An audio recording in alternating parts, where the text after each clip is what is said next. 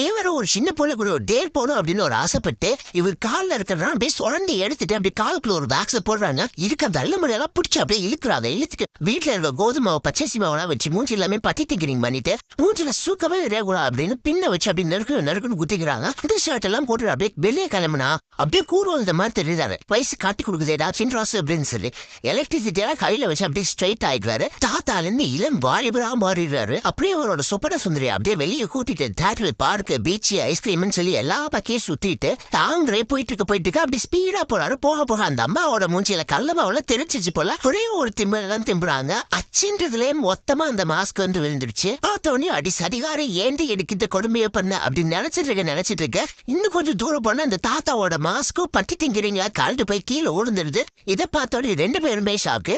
சாம்பாரா அப்ப எனக்கு இதுக்கப்புறம் என்ன நடக்க போகுதுன்னு தெரிஞ்சா கால் பண்ணுங்க. நெக்ஸ்ட் சந்திப்போம்.